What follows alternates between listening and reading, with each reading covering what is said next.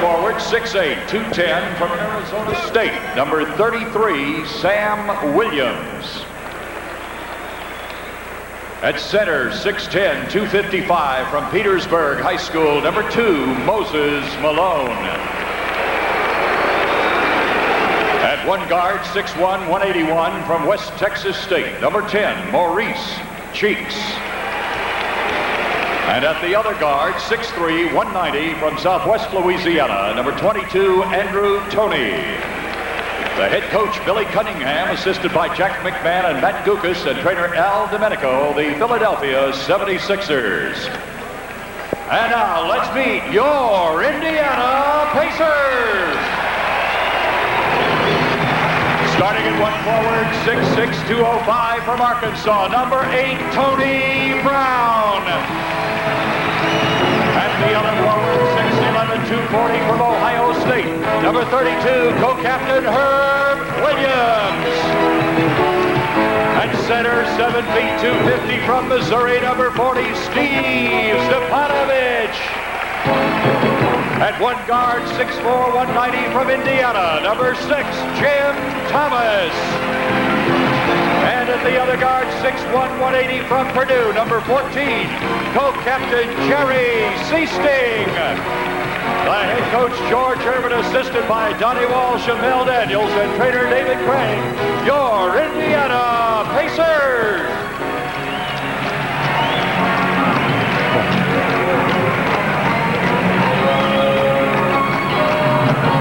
The officials for tonight's ball game. Blaine Reichelt out of Wisconsin in his 5th year in the NBA. 15 years, and he's from Long Island, New York. So Wally and Blaine working tonight's ball game. Wally Rooney's an institution, Jerry. I was watching him walk in. I said to Blaine, Blaine, where's Wally? He said he's signing all autographs. He thinks he's a superstar. And oddly enough, in the NBA now, Dick, as you know, the league is trying to reduce the popularity of their officials. They no longer will allow us to interview them at halftime or on pregame programming. They're trying to keep them decidedly in the background. Let's look at the matchups here, Dick. What do you see that might be difficult? Sichting trying to check Cheeks or not? Sichting playing Cheeks could be a problem because Jerry is a tough, gritty player, but he doesn't have the kind of quickness that Maurice possesses. I think the major problems in the middle, whether or not Steve Stepanovich can stay out of foul trouble, because remember, we don't have the kind of big people off our bench who can go out and play someone like a Mr. Malone. It's Philadelphia in red, driving to our left, to our right, the men in gold, and in blue, it's Herb Williams jumping against Malone. Williams 6'11", and Malone 6'10". Stepanovich goes to Sichting. That's Brown in the corner. Stiefel will have to shoot outside and keep Malone away from the bucket. Sichting, bingo! And Indiana takes the lead. He's an outstanding shooter. He can shoot that basketball from 15 to 17 feet, and he's a consistent shooter. That's Maurice Cheeks. Mo trying to get inside. Williams in a start, and this is unusual. Ivoroni played a bad ball game the other night against... That's Toney coming off an injury. Misses the first bank shot against Jimmy Thomas, and Herb Williams grabs the rebound. And look at that foul. That's a good one. But I'll tell you something. When Malone gets in early foul trouble, and George Erving said tonight before the ball game, that's not necessarily a good sign, because he seems to stop fouling after he gets 3. He hasn't fouled out of a game. Can you believe this? Someone told me in about 4 years. Malone now with 1 foul and driving. Stiefel tries to get number 2, and Stiefel doesn't get the shot or the foul, and Erving with the rebound. Dr. J brings it up. Dr. J against the smaller Toney Brown. In the corner, Williams misses the jumper. Rebound to Williams between his hands, and it's picked off by Mo Cheeks. They got to let Sam Williams shoot the basketball and give some help on Malone. See Herb Williams rotate over a little bit and play Moses when he gets the ball down inside. That's Moses down on the baseline, and Brown comes over and helps out. An open man somewhere, and the whistle. Illegal defense called against Indiana. Good call. I want to classify. I want to right now, Jerry, for the fans out there, talk a little bit about that illegal defense as we look at George Erving. You can double team a guy with the basketball. When he doesn't have the ball, when Malone doesn't have the basketball, you cannot rotate over and double up on him. It would be an illegal defense. Cheeks now trying to work the ball, goes in the corner. Toney, one of the great pure shooters, takes the shot. Oh, look at that. Oh, he's been shooting that jump shot since he got out of Southwestern Louisiana. He was the 8th pick in the draft the year he came out, and he's got great range as a scorer. 51% lifetime. That's where they have to take advantage. They got to take advantage tonight of Herb Williams in a matchup against Sam Williams. All right, Herb gets 2, banking it in. We'll watch the matchup at the other end. It is Brown trying to stop Erving. I wouldn't be surprised to see Dr. J take him in the hole. The foul going to be called against Stepanovich with the elbow. The crowd does not like it. Hey, want to remind you of a ball game coming up here on Wednesday night. And Wednesday night will be a big one because it'll be Magician Night as well.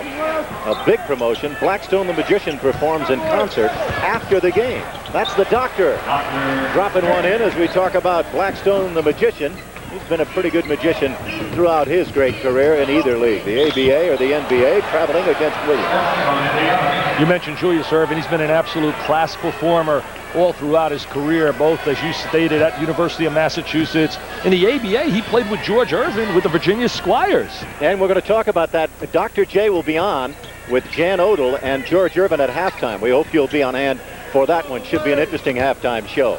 That's Toney in a tie game at 4. And that's Cheeks trying to break the tie. Stepanovich with a rebound. Maurice Cheeks has a rare quality for a point guard. He can shoot the jumper despite the fact that he missed that one there. Jerry Sichting, who is shooting very, very well. Over 50%. Whacks that in. Jerry Sichting has the great knack of being able to square his body, get that good rotation on his jump shot. He's got that beautiful form. In tight, a great block by Williams. On the shot attempt taken by Mo Cheeks inside. Stolen away by the Doctor. He wards off one man, gives back to Cheeks for the layup. Tremendous unselfish play by Julius Erving.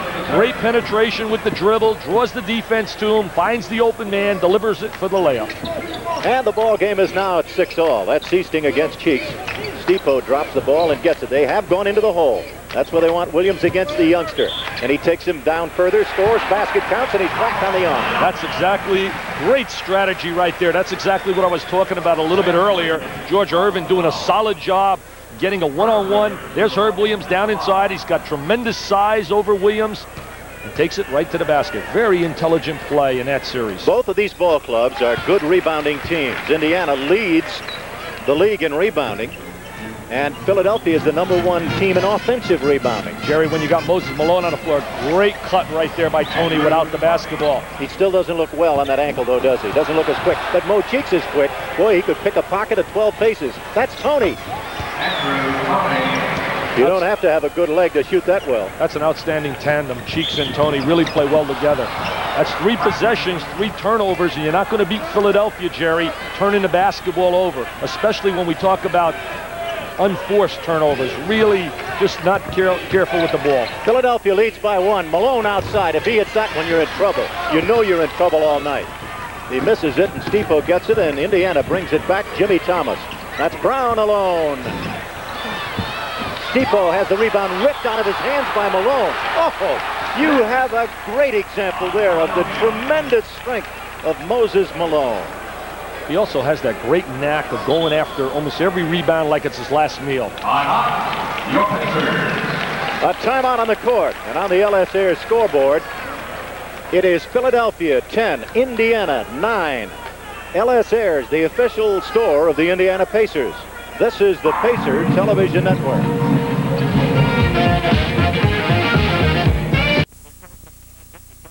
About their great offensive rebounding this year, what are some of the other attributes of the 76ers? 76ers are a great team defensive basketball team, and to be a great team defensive team, you must do basically 4 things. Pressure the basketball, and they do that with Cheeks. You must shut off passing lanes, and they do a good job of that. And number 3, you must beat cutters to the ball, and the final facet, you must block out, and they do all 4. That's Erving getting the rebound and taking it all the way for 2. He's poetry in motion. He's like a Baryshnikov in shorts. He's absolutely just a magical performer. It is 12-9, and the score gives the advantage to the men in red. That's the Philadelphia 76ers. Many people picked them to beat Boston this year, especially with Henderson leaving the Celtics, and I think they're right. I agree with that statement. I think Philadelphia's the team to beat. That's what Stepanovich has to do tonight, show his flexibility, because he'll take Malone away from the basket by playing on the perimeter. It is now 12-11. Philadelphia, first quarter. Moses in the hole, triple teamed and shoots it anyway. He doesn't get it, but look at who's here. He misses the layup, gets it back, tries it on the other side, and he's fouled. He'll go to the line, and he'll get 2. He's just such a great high riser. He's an absolute penthouse player. He plays on another level. There's the jumper from the baseline by Malone. Look at Doc operating inside. He bounces once, he bounces the second time, and then he goes number 3. Just a tremendous effort by number 6. And who said he's getting old? I'll tell you, Jerry, you even have a shot at your age. I'm going to, tonight is pick on Jerry Gross night. I am coming after you tonight. If I only had you on my side, I could be in this racket for 15 years. Everybody be hollering at you. I'll tell you what, I always get in trouble. We're going to get into this. Now, let's talk about Clark Kellogg. He just came into the ball game. Well, we got to get into this. Erving makes the three-point play. 13-11. The lead is to Philadelphia, and it's an all-court press. Somewhat, not a tough press, but just to slow down the momentum of the offense. Cheeks does a great job of getting his head on a basketball and not getting beat, and then he drops into help position. That's perfect. Good call. You called it before it happened. He swiped the ball, and they're driving with a slam dunk as the doctor. What created that basket was their tremendous defensive ability, their team defense, the help defense by Cheeks. That's Kellogg going up, and it should be a foul and maybe goaltending. Score the basket. He should score that basket. I don't think they're going to give it to him, Dick. I don't think he said he pinned it off the boards.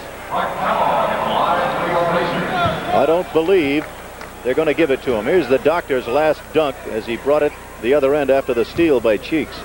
Doc has such tremendous hands. He has the great paws. He's able to catch that basketball, blow it to the basket. But the play was really set up by the defensive end. All right, Clark Kellogg has 7.3% body fat, weighs 228 pounds. And the comment made here the other day was he could lose a few pounds, and it's created a war. Well, I don't think it's created a war, though, Jerry. I just feel in my heart I think Clark can add a little bit of quickness if he would have shed 3 to 5 pounds. I'm not an expert in that area about body weight. I'm just observing. There's the ball going out of bounds. I'm just observing with my eye, and I'm not changing. I still think that if he would have shed 3 pounds, you would see a little bit more quickness as we take a look at the Kangaroo Kid himself, Billy Cunningham. I love Clark Kellogg. I'm one of his greatest fans, and I said that in a positive way. That's a foul as Moses works inside. Well, I will say this for the record. You may be right or you may be wrong, but I'll say this, Dick Vitale, you have every right in the world to say what you said about Clark Kellogg, and I will add one step further. The trainer and the coach tonight stated he could lose 3 pounds. So let's put that controversy to rest. You're a reporter. You have a duty to report what you want to report. People may not like it, but go get him, Tiger. Dave Craig does a great job as a trainer. I certainly didn't mean it in any way to be negative of David. I'm very impressed with in fact, today, the trainers in the NBA, they got to be psychologists, trainers, workaholics, and traveling secretaries. They do such a superb job. Here's Moses. Moses is due for a good one. Boy, I'll tell you, he only got 17 the other night in 35 minutes against the Bullets, and Washington blew him out. So look for him to have a big one. The score now goes to 17-12. The lead is 5 for Philly. We're in the opening quarter. That's Kellogg trying to work against the doctor. The doctor's a little bit quicker. It'll be tough. Herb Williams against Moses on a switch. They move the ball in the left corner. That's Kellogg again trying to move on Dr. J, and Dr. J bothered him. He couldn't go to his right hand, and Cheeks comes up with it. Look at the doctor make a move. Foul before he makes the move, and Dr. J, averaging 20.5 points per ball game, already has 7 in the game. His pro high is 45. I'm really impressed with Maurice Cheeks once again. I'm a great fan of Cheeks. As we take a look right now, Doc driving to the basket. Doc put a show on against the young guy, Michael Jordan, down in Chicago. He said, hey, stop all that PR. I'm going to show him the old man still can play. Herb Williams makes a good move there, but look at Moses. He comes back and gets it again. That's Cheeks outside. In that confrontation, Doc totally outplayed Michael Jordan head-to-head. And he got 8 points in the last quarter to blow the ball game apart. He really taught the Rook something, didn't he? All right, here's Jimmy Thomas going to Williams. Williams now against Malone. Garnett in the game. Stepanovic is out. Garnett along the baseline, trying to make room inside. Williams shoots, and Herb scores. The co-captain tracks it in. He's got a great start with 7. He's a very versatile performer. He can go inside, outside, has all kinds of ability. Good push by Herb Williams, who pushed Malone right out of the way to clear the boards for Indiana. Herb hasn't missed a shot yet. He feeds off to Thomas as he falls out of bounds. Nice play right there. Herb showed some good agility on the baseline, but also Jimmy Thomas cutting without the basketball. Thomas is one of those plus players that you have to have on your roster. He does so many of the intangibles. He's a kid that will not get a lot of publicity, but is a solid performer. Good defensive play by Sichting. It is Philadelphia by 1 with 4:58 to go in the opening quarter. And back into the ball game, or coming out of the game, Sichting. Coming out of the game, Sam Williams. Fleming comes into the ball game. And coming out of the game, Jimmy Scott. And coming in is Terrence Stansbury. What a ball game this kid played the other night. He played a fantastic game. 26 points in the second half against Chicago. Did a great job as an offensive rebounder. He's murder. Once he catches the basketball in the lane, he shoots that unorthodox jumper. You got to fight like heck to try and deny him the basketball and not allow him to get his position that he wants on the inside. He took 2 shots out to him and got the turnaround inside. He's got 4. Look at Kellogg drive. Takes an off-balance shot, and the round man comes in to grab the rebound, Charles Barkley. Over to Toney. Toney scores on a good fast break, keyed by the big man. They really execute their fast break perfect. They get the ball in the middle of the floor. They run 45-degree angles on their cuts from the wings. They're really a well-coached basketball team. Billy Cunningham does a really first-class job on that sideline. Cunningham wins 69.5% of the games that he coaches. Herb Williams with another great tip behind 2 men. Williams has 9 points, and from the field, he's 4 out of 4. He's very active tonight. He's one of those guys I talk about as a Dow Joneser, up and down kind of performer. Out of bounds, the ball, I believe, will go back to Philadelphia. It's Indiana ball. Herb is an absolute teaser. He's the kind of player that can drive a coach bananas because some nights he shows you that he is a superstar, and other nights he just looks like any other player on the floor. Good call, an honest call. Something that won't go too well maybe with Herb Williams fans, but that's the honest count. That's Kellogg who's fouled in the act of shooting. Erving caught him on the arm, and he'll go to the line, and this young man will get 2. Clark said to me tonight, he says, Coach, I don't need to shed any weight. He said, I'll get the ball anytime I want. I'm quick. There he is getting position on the inside. He's a great kid, though. He does tremendous work for the Special Olympics. He's just a first-class person and was a great player at Ohio State. They had quite a trio when they had Kellogg, Williams, and Ramsey. They'll hold a basketball clinic for Special Olympic basketball teams, athletes, and coaches February 13th at Market Square Arena. And Clark Kellogg is the honorary head coach of the Indiana Special Olympics. And he has established again Kellogg's Corner, in which he's purchased 30 tickets for each Pacer home game. The tickets will be distributed to the Special Olympic groups and inter-city kids. Hope to see you there. It ought to be a lot of fun. He'll be on hand for that big one. February 13th, mark it down. The ball game is now 21-20, as once again they've overcome a 5-point lead. Commenting about Maurice Cheeks again, Jerry, for every youngster out there who wants to watch a young guy play the point guard position, they got to watch, as we look at Bill Garnett, who had his first foul, they got to watch the performance of Maurice Cheeks. What makes him so unique is that, number one, he thinks pass rather than think shot. So many other guards want to come down and think shot first.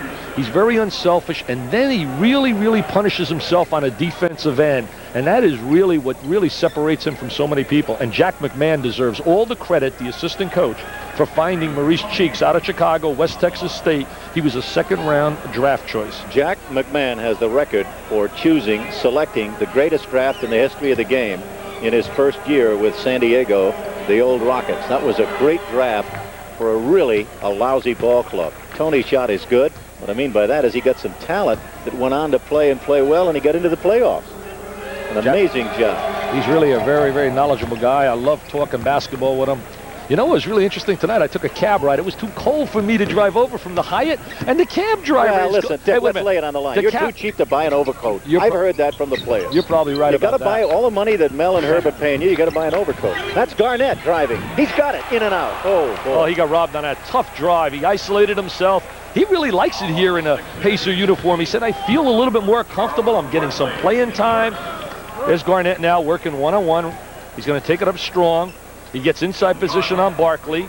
He gets fouled by Barkley. Barkley will foul quite a bit. He's foul prone. In fact, they've had a lot of problems keeping him on the floor. But I want to get back to my cabbie friend, Joey Compassetto, his name was. I knew he'd be Italian. A real paisan. I knew he'd but be he Italian. was. And listen to this. This is true. The guy kept ranting and raving. He said, those young Pacers, I'm so excited. I watched them the other night. He said, not like last year. They were boring. He said, this year they hustled, they scrapped. And he said, I like that good-looking young coach.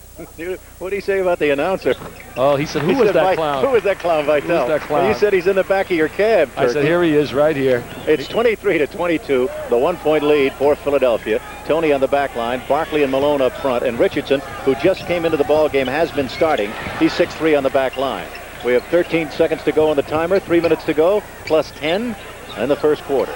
Richardson looks into the hole. He's triple-teamed immediately. Look at that. He still gets the shot up and follows behind 3 men. Tips it in the air over the backboard and almost out of bounds. The pass underneath the backboard is thrown back in play. Over to Toney. Barkley saved it from going out. Now they get another 24. Why, I don't know. It didn't hit anything. They shouldn't get another 24. Look at Malone power his way inside. That's going to be a foul on Malone. He's all over the back of 2 men. Oh, my goodness. They call the foul against Indiana. Malone looked like he knocked 2 bodies down. Herb Williams' first foul. Washington blew these guys out 120 to 105 last night.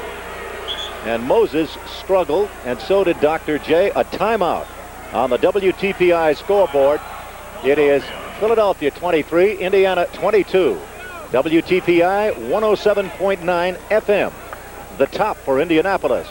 This 50 remaining in the opening quarter of basketball.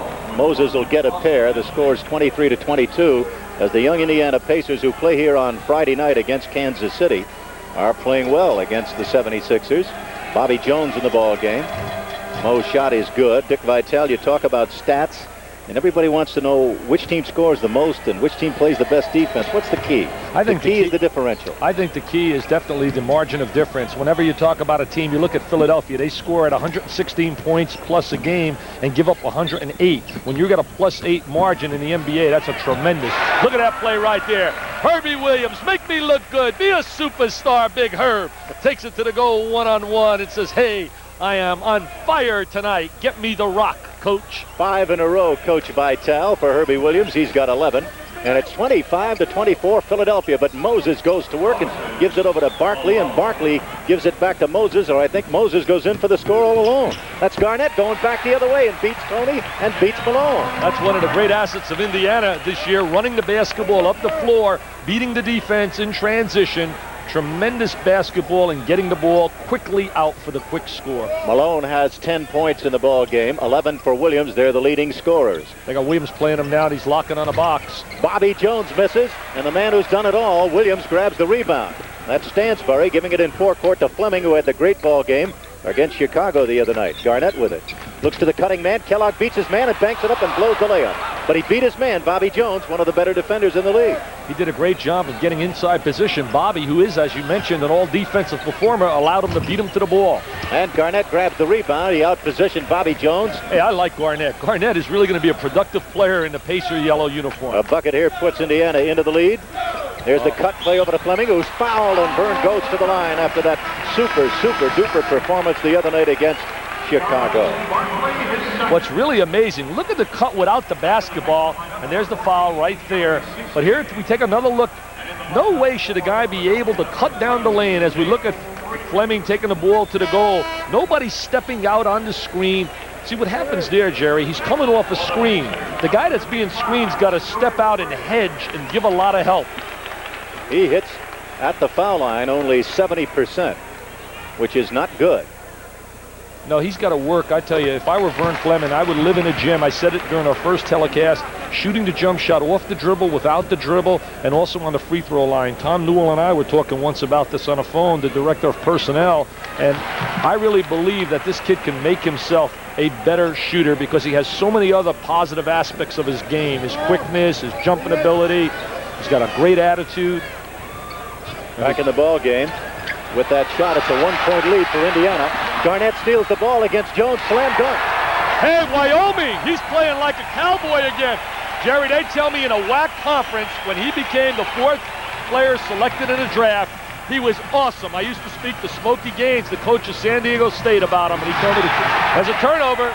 Off Moses Malone's foot, 50 seconds to go in the first quarter. It's 30 to 27. The young Indiana Pacers are leading, would you believe it? Are leading Philadelphia. Stuart Gray in the ball game. Good it ball. is Threet in the ball game also.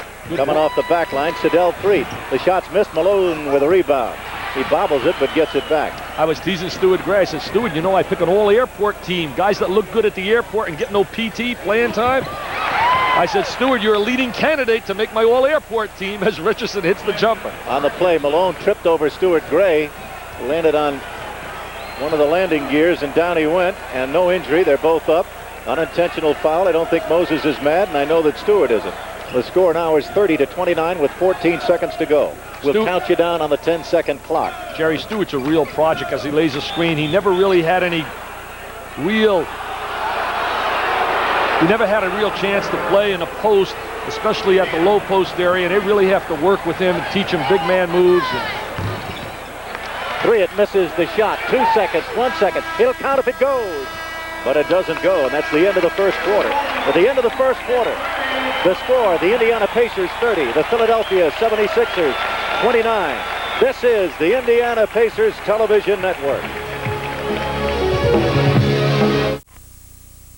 We're back at the Indianapolis site of the Market Square Arena, where Indiana is shooting incredibly well under Dick Vitale. They're really getting some good shots out of their half-court passing game and also out of their running game, shooting 58%. On the other side of it, Philadelphia, normally a 50 percentile shooting basketball team, shot only 41%. Philadelphia likes to run a two-man series on the left side of the floor with Malone and a good wing jump shooter so that you have to play him honest. You'll watch it set up right there. There's the two-man play.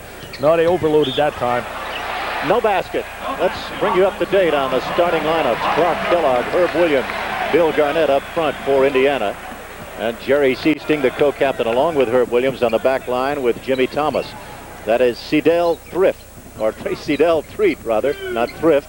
Sedale Threet, and there's an offensive foul against Garnett, who gave somebody the hip. Well, he gave the hip to Threet. Threet did a great job of getting over the top of a screen. You don't want a player to go what we call fourth man when coming off the screen. You want him either to go number 2 or number 3, slide through the screen or get over the top. That time he got over the top and drew the foul. Bobby Jones to Richardson. He's knocked down, no whistle. Look at that, in tight for the layup, and Moses blows it, gets it back. Watch him go this time. Stolen away, and Jones gets it. There's the intangibles of Bobby Jones out of North Carolina University. Just an outstanding performer. So unselfish. On most teams, he'd be a starter. On this basketball team, he's willing to come off the bench. And Clark Kellogg eats him up with a good move as he goes over the top of him. 32-31 in favor of Indiana. Second quarter. Kellogg does a good job when he's isolated in one-on-one basketball. A banker, no, not a banker, just a straight turnaround jump by a guy 6'6", 263, Charles Barkley. He is so wide, it's so difficult to be able to, you can't front him. You can't play in front of him, and he does a great job once he touches the ball in low post position. That's Kellogg outside. Bingo, he's got it. Goes inside, goes outside. I think you might have pumped him up a little bit. He's feeling the rhythm right now, and he's really, see what happened by setting up himself with that drive, he was able to get the open jumper. Look at Barkley trying to lock on Clark down on the box. Outside, Bobby Jones shoots and misses, tipped in by Malone. Moses all over the joint. The lead seesaws back and forth. It's 1 now for Philadelphia. 35-34. Malone is so active on the offensive boards. He really is constantly climbing. You must body up on him at every possession. You got to really get a body on Malone. Williams misses his first shot of the night. The rebound at Garnett, who lays it up and in. Hey, I've never seen Bill Garnett. I mean, he's playing outstanding basketball, and not only tonight, I'm becoming a Bill Garnett fan. We better start a Bill Garnett fan club here in Indiana, and all the people get on that kid's case and build up his confidence, because I think that's all he needs is confidence. That's a kid who's a 6th-round draft choice, Sedale Threet, who just made that jumper. And right now, 8 points in the ball game for Bill Garnett. In the ball game with that jump shot, the first 2 for Threet, and the score's 37-36 in favor of Philadelphia. Garnett turns in on Barkley, and here's a whistle. Did he step on the baseline, or did he get fouled? I thought he walked with the basketball, Jerry. I don't know if they called a walk-in violation. I thought he walked with it. They called traveling, and the ball will go over to Philadelphia. Richardson on the back line with Threet up front. Coming into the ball game, a man who's no stranger to Philadelphia fans, and no stranger, should I say, also to fans here. Clem Johnson at 6'10". He was here for 3 years. He's up front. And Erving back in the ball game also. Barkley stays in at the hole. That's Erving with it. Threet goes into the corner. Richardson. Oh, boy, they make it look easy outside, don't they? Richardson really normally isn't a good perimeter shooter. He's more a slasher, a good defensive player. He took over for Doug Collins when he got hurt. What a showtime move right there by Kellogg. He gave him a little shake and bake, showed him the basketball, took it to the baseline, and he said, "That's for you, Dick Vitale. I'm showing you I got quickness with the weight I have." Inside, Barkley makes a good move on Kellogg, gets inside for the second shot, misses, and Granny Waiters picks up the foul inside. It is 39-38 Philadelphia. Watch Barkley work on the glass right now. There he is, the great head fake for all you young players. Throw that little pump fake inside, get the defensive player, and he drew the contact from Waiters. So many guys leave their feet as soon as you go up with that basketball and give that fake. This kid is from Auburn, #1 draft choice on a hardship, first of 3 the 76ers had. How about that? You got a great ball club and you get 3 draft picks, #1. That's Stansbury with a rebound. That's Clark Kellogg outside, up for the right-hander. He hits it off the side of the backboard. Wanted to bank that one. Erving gets the ball. Hey, he traveled, for crying out loud. And the only man who knocked him down was one of his own men. And then Doc says, hey, I was knocked down. But Doc couldn't see who knocked him down. Julius is saying, hey, where's the foul? Don't you know I'm number 6? I'm a superstar. You know why he wears number 6? He wears number 6 to indicate when he came over from the ABA, he was a 6. The deal ran about $6 million. He was the $6 million man. Thomas outside misses. Kellogg with a rebound. Behind 3, lays it up and down. Kellogg's another one. We're watching 2 of the great offensive rebounders in basketball tonight. Moses Malone and Clark Kellogg. 1 points for Kellogg, and it's 40-40 on the left side. Richardson in the hole. It is Clement trying to set a screen. That's the Doctor driving and missing as Clement Johnson tried to set the pick inside. What they tried to do there, they established 2-man basketball on the left-hand side, and then they put Doc at the foul line to get him isolated in a one-on-one by opening up the lane. He drives down the lane. Hey, I'll tell you what, those legs are in like 34, 35 years of age. To me, he looks, the shape he's in, he looks like he could play another 3-4 years. Foul is on Toney Brown. It'll be his second. They're over the limit. Both teams are, and the score is 41-40. I don't know. The Doctor is at the line. Did you see the fight between Bird and the Doc? Yes, I did, Now, Dick Vitale. I thought definitely, from my observation on TV, I thought Bird definitely was the aggressor, and that Doc really was an innocent guy who just really had no other choice but to come back. That was just my opinion, even though I'll tell you this, too. Well, Bird is the best player in basketball. I got to disagree with you again, although there's a shot by Stansbury inside. He doesn't make it. We'll get back to that. Here's the Doctor with the ball in forecourt. Richardson over to Erving. There's the Doctor driving back outside, and 3.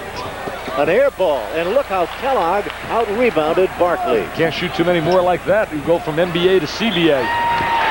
Basket counts by the electrifying Terrence Stansbury, a rookie. He loves doing it because he knows the game's being televised back to the city of brotherly love, and he's from Philadelphia.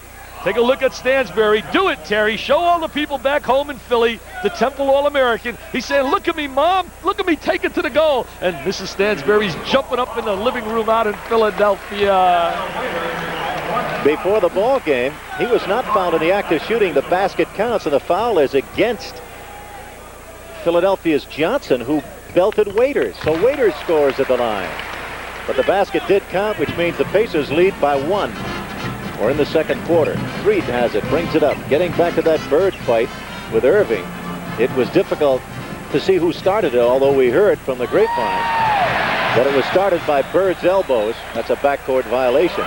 But what amazed me was Malone was holding the Bird man, holding Larry, while Erving was popping away at him. I think they should have thrown all 3 of them out for at least a game.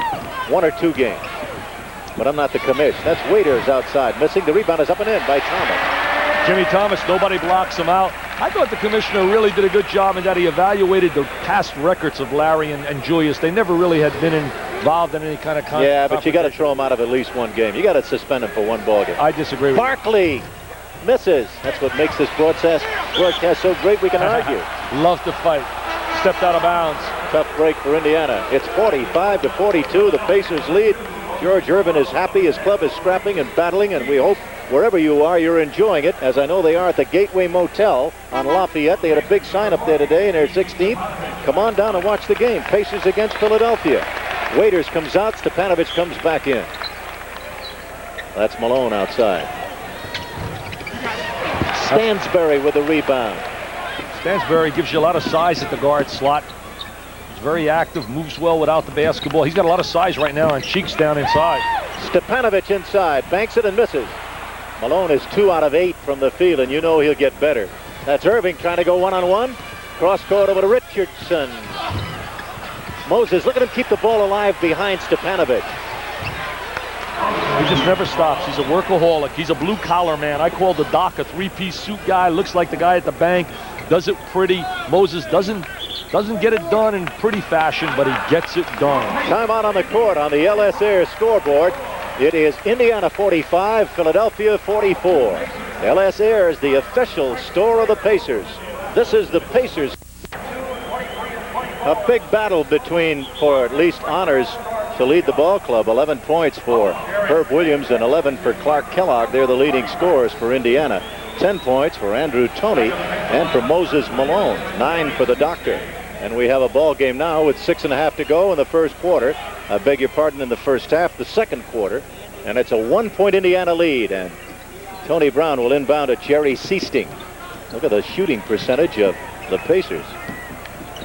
Dick, that's amazing. Well, they're getting good shots. They're really getting a lot of motion out of their passing game. And they Foul called against Indiana. Somebody belted Stipo with an elbow, and it was the doctor. He got caught with a left elbow. Good call. Watch his left elbow. There's the baseline jumper by Jimmy Thomas. He takes the baseline jumper. There's Doc inside. He gives a little shove. He's holding. He tried to pull one of those experienced moves. Hold with the left hand. Make like I'm rebounding with the right. Herb Williams has it. Head of the key. Goes to the left of the lane. Can't get in. Now Stepanovic has it. 12 seconds to shoot. He's got to take Stipo with a hook. Great block by Clem Johnson. And taken away by Erving. Erving brings it up. Both ball clubs in foul trouble. Johnson had a good year the year they won the championship, but had a very subpar year last year coming off the bench for Malone.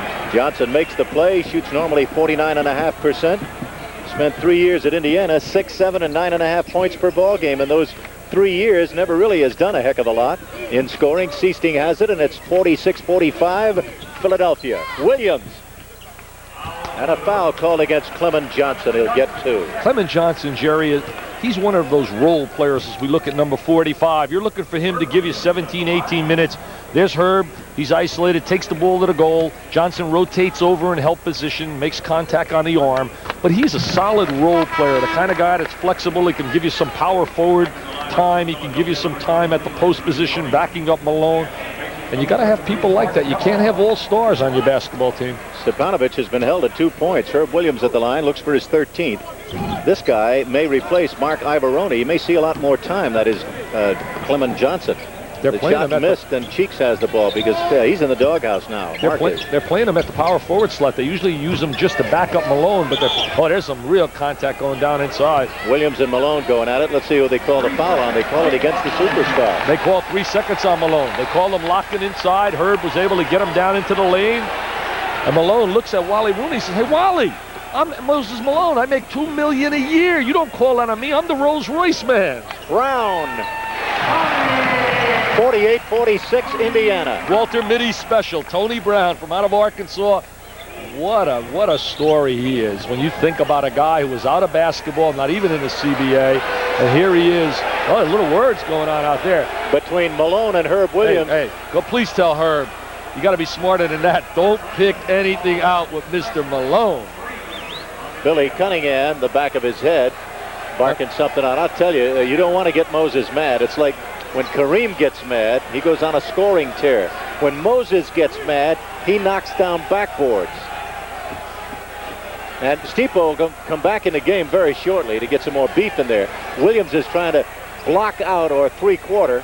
He's trying Malone in the hole. Watch this battle. He wants the ball now. He wants it now. Look at that. That's for bragging rights. He's saying, hey, I'm going to show you right now why I'm a superstar. I'm going to lock inside and get great post position. A good move by Erving to get Williams out of the ball game right now. Get him out. He's having a good night. Get him out of the ball game before Moses gets angry.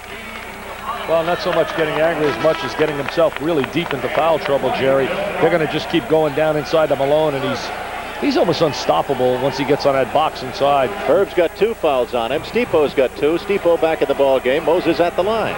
What people don't understand on the professional level, and I want to really point this out to you, it's very difficult to front a guy or to three-quarter him because in the NBA you can't rotate over and give help from the help side like you can in college because you'll be called for a 3-second defensive violation in that lane, which is an illegal defense. A good call. The shot's good. He's 6 for 6 at the line, and he's got 12 points. He averages 26.5, and he averages 15 rebounds in forecourt. Garnett has it. Good move taking Jimmy Thomas and letting him cut without the basketball so Cheeks doesn't pressure the ball. Stepanovic has it stripped by Mo Cheeks. Mo's on his back. He's finally tied up. It'll be a jump between Stepanovic and Mo Cheeks. Jerry, what you try to do against Maurice Cheeks, you like to get your handler to give the ball up, cut without it, so he is not applying the pressure on the basketball because this guy puts so much pressure and he creates more turnovers in the backcourt. Every year he's up there on top practically, or 1, 2, or 3 in steals in the NBA. The jump should be won by Indiana. Stepanovic 7 feet and Mo Cheeks, the little guy, at 6'1", taken away by Indiana. Indiana and Philadelphia, 48 all and a traveling violation, no basket. The crowd did not like Rooney's call. George Erving didn't like it either. He didn't like it at all. He called it a makeup call. All right, Cheeks is against Sichting. Thomas picks up Andrew Toney, who's been as hot as a firecracker with 10 points. And he's 4 out of 6 on the back line. That's Clement Johnson. Look how far off they drop off on him. That ought to be an illegal defense. No call. He wasn't even close to him. That is Clark Kellogg, but he got away with it. Erving has it. Back to Toney. And Toney's traveling on the play. And Indiana gets a break. Andrew Toney right now, he's still able to shoot the basketball, but fatigue could be a factor because he hasn't had a whole lot of playing time within the last 10 days. And you have to build up your stamina, and that's exactly what Clark has to do with each game, is get back his playing game stamina and rhythm and timing. That's Vern Fleming on the back line to Stepanovic. Look how they drop off. That's an illegal defense and no call. And the shot by Sichting. Bingo, he's got it. And Erving wanted the illegal zone defense call. Didn't get it. I think he'd rather have the jumper by Sichting. They did a great job of executing. Oh, he's calling a technical on it. I don't believe him. I don't believe how Reichel could call a technical foul on that obvious miss by the official. He turned around. I don't know what George said, but he called a technical on him, and the technical is against the young coach. It's $100 bye-bye for George Erving, and at the line, Erving will shoot. Boy, we called it here. You know, you could see it was obvious, and when George griped about it, they nail him with a T. That usually happens. The coach might be right in his description as to what's happening, but the guy with the whistle gets the last word. Oh, good call. That's Erving. Boy, an air ball by the Doc. It's saved on a great play and tipped back by Cheeks, but Vern Fleming has it in a 50-49 lead, and it's a 2-on-1. Erving the other way to Cheeks. Forget it. They really know how to execute 2-on-1 basketball, even though in that case it was really 2-on-zilch, 2-on-zip. We have 3:20 to go in the second quarter. 51-50. Philadelphia leads. Garnett against Malone. Wants to drive on him. Does, and a whistle. Either Johnson fouled him or Malone fouled him. And Malone has 1 foul on him in the game. Now he's got 2. Garnett isolated right here, number 20 against Malone. Takes the ball on him to the basket. Wants to beat him with his quickness. And he gets Malone to foul him. George told me before the game, Dick, he wants to take Moses outside and have either Stipo drive on him or Garnett drive on him. Get him in foul trouble. That's one of the positive parts of the passing game, where your players are constantly interchanging in position the way Indiana runs the passing game. They utilize either a 5-man passing game or a 4-man passing game with one guy posting on the interior, and they're always interchanging positions, moving on the movement of the basketball, and you're taking guys inside, outside. Gets everybody involved into the offensive scheme. Indiana leads by 1. Alley-oop play to Erving inside. No good. 3:06 to go in the second quarter. Indiana's not intimidated at all here tonight. What a block by Johnson. Great block by Johnson. There's a pass to Dick Vitale, but Dick blows it. No, you never had a chance. I thought they played a little bit scared when they played in Philadelphia, and they went down there to play the class Philadelphia 76ers, but tonight they're not intimidated at all. Timeout on the court. The WTPI scores lead is 1. Garnett is against Malone outside. Fleming goes against Toney. Drives on him, and he's fouled in the act of shooting. He'll get 2. Vern, maybe it's me. I think Vern dribbles the ball a little bit too high. When we take a look at him driving to the basket, as we watch him right here with his quickness, I think he shows that ball a little bit too much and has it a little bit high. I think he's got to work on getting down a little bit more with his body, and I think it will help him with a little bit more acceleration and quickness, and more than that, it would give him a little bit more control of the dribble. All right, Coach Vitale, Fleming's first shot is good. Vern Fleming averaging 12 as a rookie. Now has 3 points in the game. He's 0 for 2 from the field. What a nice kid. He was absolutely beautiful to interview after the game. He was so happy with his performance against Michael Jordan. I really believe he got fired up because he knew that was his former teammate with the Olympics, and he wasn't going to allow him to show him up. 3-point lead for Indiana. Into the post it goes to Malone against Stepanovic, and he scores inside. When he gets it in there, forget it. Well, they run that 2-man play. It's so difficult to defend him. People have no idea how tough it is to stop that. You scored at it, came off the glass. Once the ball makes contact on the glass, the defensive player cannot touch the ball. I don't think Garnett has played 12 minutes, and he's got 12 points. He's done it all. There it is on the glass. In college, you can go up there and get it on the glass, especially if it's on its way up, not on its way down, not in the NBA. That's the big difference. That's Malone goes into the corner and pumps one in. Malone started slowly. He's got 16 now, and in this corner, he's 3 out of 5. He was 2 for 6 in the first quarter. Cheeks with a great block. Erving has it. 56-55, Indiana. Here comes the doctor. Cheeks He is hits such the a open hitting man, player. and that's 3. Oh, my. That's a tremendous pass. He threw what we call a skip pass right over the top of the defense. Cross-court pass. Years ago, they said, don't throw that pass. That pass is definitely a weapon, especially in college against zones or in the NBA against help defenses. Double teamed immediately. That's Sichting in the hole, and it's blocked on a great play underneath by Cheeks. Here comes the doctor. His club leads by 1. Trail behind him to Cheeks, who scores. Great communication. Cheeks always in the right place at the right time. The doc with the little roll back to him. 1 minute, 30 seconds to go. 59-56 Philadelphia. Fleming behind Toney, goes up against the big guy, misses. The rebound is up and in by Kellogg. There's Kellogg working on the glass, but we got a little evidence of Fleming's ability on the glass inside. He's got the long arm. The Georgia Peach, Vern Fleming. This game brought to you in part by Chevrolet, who invites you to see today's Chevy, drive today's Chevy, and live today's Chevy. That's a 20-second timeout for Moses Malone. As you see the doctor now, and a look at Herb Simon and his lovely wife, and I believe over there also Mel Simon is sitting nearby. You talk about the class two owners guys. are really enjoying this one tonight, but dying a little when you see your ball club ahead and they'll go back. You know, they're really good owners, and they really live and die every game. They really get involved. And I'll tell you, at the hotel today, I was so impressed, as you mentioned the owners, Herb and Mel, with the number of people that came up to me and who are so just thankful that they kept this franchise here in Indianapolis. They sure did, and they have been averaging 13,000 a home game, and I hope you'll be a part of it on Friday night against Kansas City. That's Clement Johnson shooting and missing, trying to get it back. It's tipped out of the hands of Kellogg, but taken away by Indiana. Thomas has it. Thomas tries to get it inside, and again the great hands of the backliners. Stolen away on the play by Toney, and a whistle and a foul as the ball goes loose, and I believe it's against Philadelphia, and they are over the limit. Sichting's the guy you want on the foul line. He's automatic. Put him down right now. I know you're keeping score. Get him in a book. Jerry's just automatic on that free throw line. He's been one of the great foul shooters of the league for years, and now he's hitting 86.5%. And he's got the first one of 2. The biggest lead in the ball game was 5 by Philadelphia in the first quarter. He's got 7 points in the ball game. The biggest lead for Indiana has been 3, and it's now knotted up at 59 all. You take his desire and put it into another Purdue former All-American, Russell Cross, and Cross would have been a great one. I thought Cross made a major mistake leaving college a year early, coming to the NBA. I just didn't think he was ready physically and emotionally for that. But this kid made himself an NBA player because of his tremendous desire. 3-second violation called against Philadelphia. You see the time remaining in the first half of play. Dr. J will be on with Jan Odell and George Erving at halftime, and Larry Conrad will be visiting with us also. In forecourt, Kellogg trying to go inside away from the ball. Stuart Gray back in. Look at the way they swing the basketball, get some motion, open up the lane for the drive, and Malone says, no, baby, not this time. Don't bring it to me, Garnett.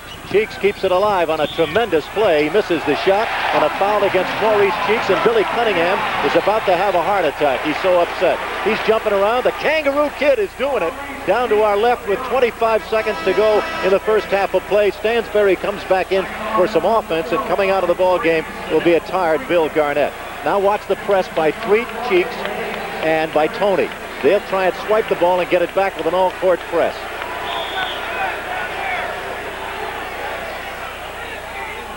"20-second timeout?"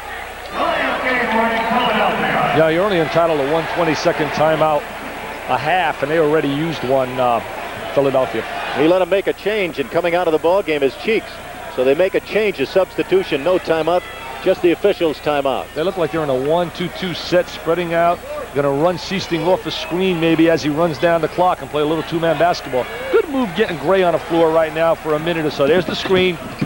Oh, there's the block right there by Clement Johnson. I mean, he definitely stepped out and got him. And Reichel made the call. That was a good call by George Erving. They went to a 1-2-2 set with 2 big screeners, and they're going to run Jerry Sichting off the screen for the jumper. And what they got out of it is an automatic deuce because Jerry's going to the foul line, and he know he's automatic. Dick, this is the same play that beat Indiana in the opening game with Gus Williams taken the same play with 6 seconds to go. He made the move. The defensive man stayed with him. He couldn't go around him. He took the jump shot from 18, and it went in, and Indiana lost the ball game by 2. Washington certainly didn't look that great that night, but they're on a roll right now. They've won 6 in a row and are playing just great basketball with Williams. And I think the trade of getting Robinson and also Cliff Robinson and Gus Williams for Turpin and Tim McCormick was a steal. Bob Ferry deserves Exec of the Year in Washington for that maneuver. Right now, Jerry Sichting has put his ball club into the lead by 2. I would love to have coached a Jerry Sichting. I mean, he's the kind of guy you just love on your club because you know one thing with him, his work ethic. He's going to come to play every night. You're never going to have to worry about motivating him to perform. 5 seconds. It'll go in time with the buzzer.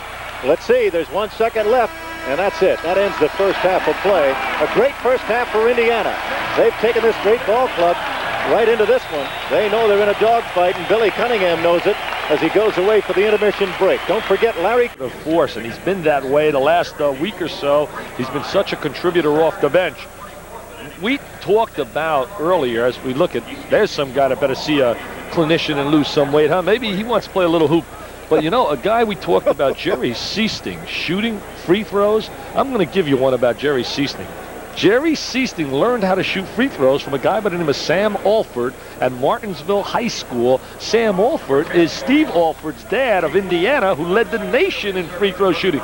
Hey, Sam, you ought to put a clinic on for everybody in America and charge him because you must be doing something right. He's now the coach at Newcastle High School, the same high school that produced Kent Benson. Bobby met the press today here. He was in rare form. He ripped everybody again. Bobby had a great day. He was having a lot of fun, but we weren't there. I wish I was there. Williams blows the alley-oop. He had the alley-oop easily, but he couldn't handle the pass. He was looking at the bucket before he caught the ball. You know, you mentioned Bobby Knight speaking to the Hoosiers alumni over in Indianapolis. I wish you and I could have been there because I would have loved to have heard his comments. He's such a, I find him to be a fun kind of guy. That's Herb Williams scoring. No basket. He traveled before the shot. Let's give you the lineups. Herb Williams, Steve Stepanovich, Tony Brown, Jerry Sichting, and Jimmy Thomas. Jim's in the lineup on the back line against Toney. Cheeks is the other backliner. Sam Williams up front, and that's Dr. Erving against Brown. Andrew Toney has it outside. They tried to run a back screen for Sam Williams to slam dunk, and the second option is Toney with the jump shot. Toney is definitely favoring that ankle, Jerry. He's definitely favoring that ankle. But he still had a whale of a first half. Well, he's going to shoot the basketball. He's still going to be able to do that with no legs. So he can shoot the ball. 5 out of 7, 17 minutes. He had 12 points. Indiana leading in the game now by a 62-59. That's Thomas whacking it in, and Thomas whacks it in to give Indiana their biggest lead of the night, 64-59. Good move by Thomas, number one, because Toney's playing him, and that's where the ankle, I think, would bother him if he had to really start to move laterally against an offensive player. Got to keep Malone out of the low post. They're trying to get it back into him. Stipo knocks it away, and he shoots in the corner. Get the rebound and score, and build up the 7-point lead. That's Sichting. That's the kind of shot you want him to take. Make him force to the baseline. If he hits it, he deserves it. But you don't want him to spin to the lane where he's in great rebounding position. All alone inside. He didn't know he was all alone. And right away, it's a 7-point lead. And the Pacers have come out storming. Jerry, that's what I just told you a moment earlier. Thomas made him play by moving without the basketball. And I believe Toney's ankle is a problem. LS Ayers, Pacers 66. Philadelphia 59. LS Ayers, the official store of the Pacers. This is the Pacers Television Network. Billy Cunningham has talked to his team. They're down by 7. The Pacers trying to take it to the former world champions. That's Sam Williams outside. Andrew Toney with a bad wheel. He's at a bad ankle. Into Erving, and the Doc banks it up and in. The lead is 5. Doc made a good cut down the lane. Toney got caught behind the screen. He was able to get the inside position for the layup inside.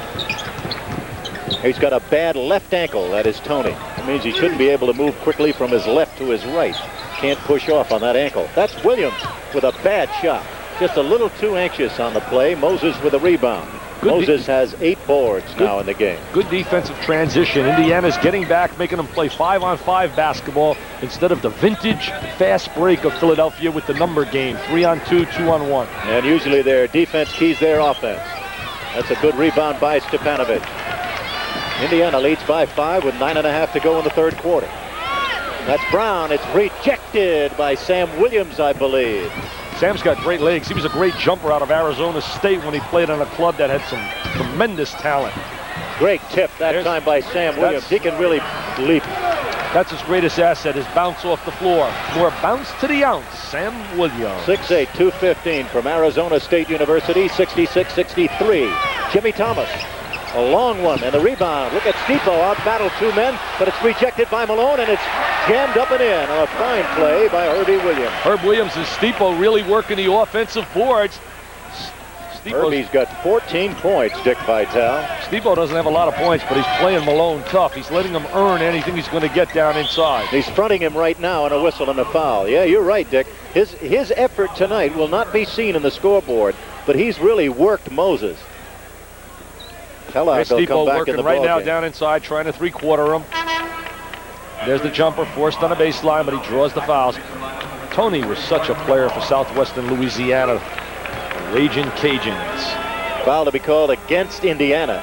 And at the line, you're looking at Andrew Toney. It is on Thomas's first. Tony's a defensive stripper. He puts that ball in gets that ball in his hand, faces the defensive player, and one-on-one, he just takes you apart. He was chosen by the Boston Celtics fans on WHDH in Boston as the most feared Celtics opponent. He used to really drive the Celtics bananas, especially the year they won the championship. He'd go up there and light them up for like 25-30 almost every time on the floor. Indiana leads by 3. Erving gets beaten by Kellogg, who misses the driving layup.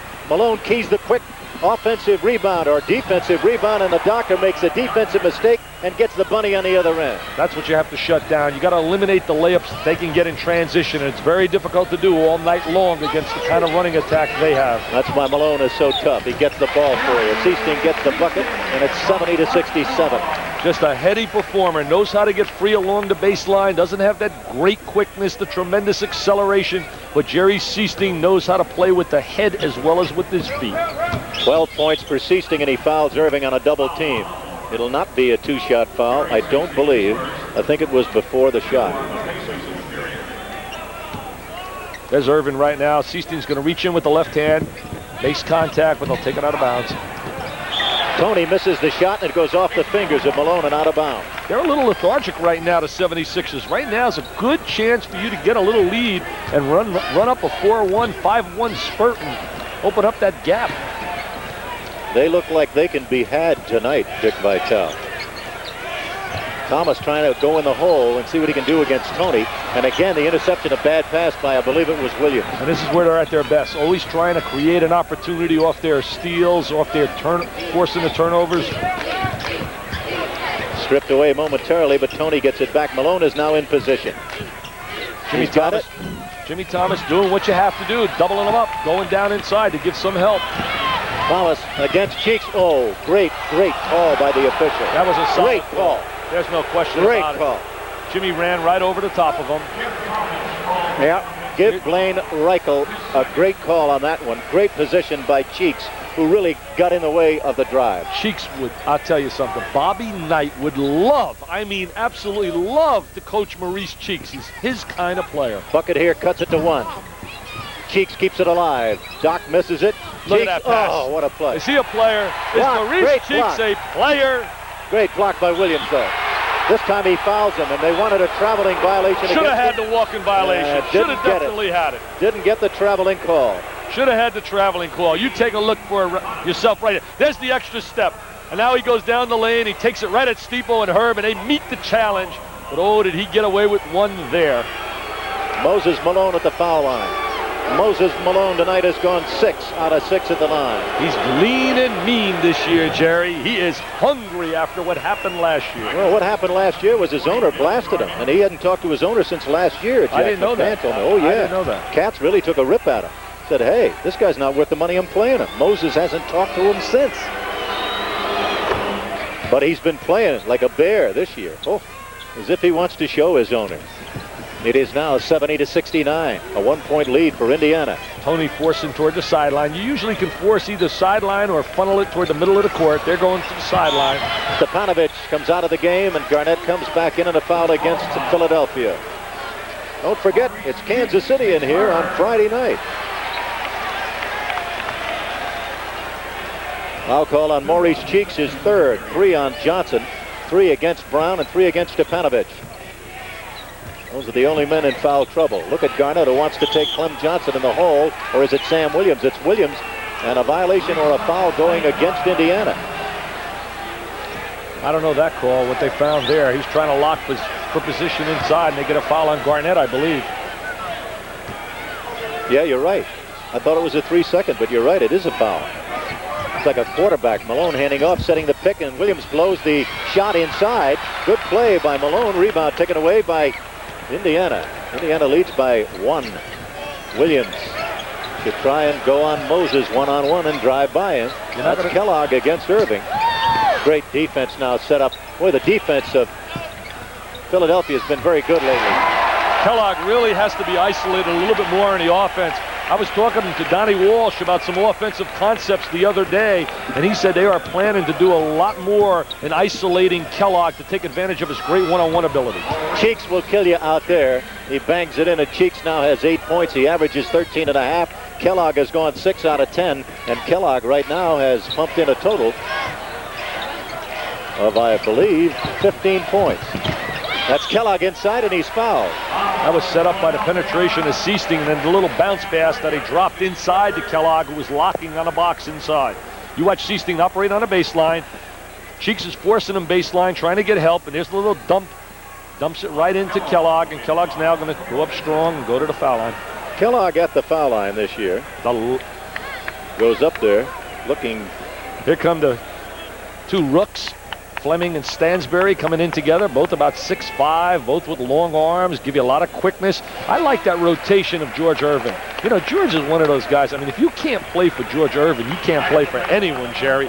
He's beautiful people, and he's got such a good disposition, especially for coaching on the NBA level. Something I didn't possess, Jerry. I was either too high or too low, and you can't be. Dick, you didn't talk enough. You didn't communicate with your players. Probably That's right. That's probably what it was. You can't be that way in the NBA. With an 82-game schedule, you have to keep an even keel, and I really believe George Erving's going to be a success in this league. Clark Kellogg leads the club in foul shooting. He is now 5 out of 6. He's got 17 big ones. 74-71. Indiana leads. That's Toney with his favorite shot in the corner. He's a great offensive player. He's just one of the great pure shooters in the game. He's got range as a shooter, and he has that great first step. He can drive with the basketball. He'll score in transition. He does all the things you'd want an offensive player to do from the guard slot. 1 point lead for Indiana. Garnett trying to go inside. Good defense set up now. That's Garnett getting inside, and he's fouled as they've tried to go to Garnett inside, and Williams hacks him on the arm, and Sam doesn't like it. Williams really plays very poor defense. He doesn't watch the man in the ball. He loses sight of the ball, and therefore a guy like Garnett can get free for a lot of inside shots. And we take a look at it right here. That's a no-no, letting the guy post you up inside that easily. He's trying to rely strictly with his great jumping ability to block the shot. Garnett very smart in getting good position on the interior. 4 for 4 at the foul line. Oh, I jinxed him. 5 minutes and 9 seconds to go, third quarter. The Pacers' lead is 1. They've never been behind in the third quarter. At the end of 2, they led 62-59. Kellogg had 10 in the second quarter. Moses, the leading scorer for Philadelphia, with 8. The lead is 2, and Philadelphia with Barkley back in the ball game. He's a human spaceship with the agility of Dr. J. Bad pass picked off by Kellogg. That's Fleming up against Barkley. Banks it up. It's around the rim and out. Tipped up and missed by Garnett and out of bounds. Indiana ball. Indiana ball. Very tough shot right there by Fleming. Very tough shot. He's lucky he didn't get a charge on the play. Barkley looked like he established position. Let's see what the call is on the play coming off the bench. Clark says 1. Come on, guys. I got play 1. Play 1 is give me the ball. I want the ball. You could see he got the call from his coach. The one call is nobody's underneath. They got 5 men and an umbrella outside. Kellogg wants the ball against the Doc. There he is. He wanted it. You could just feel it. Certain players have that certain confidence about themselves. He said, hey, Doc, you can't check me, Doc. I'm young. I got young legs. Your legs are getting old, Doc.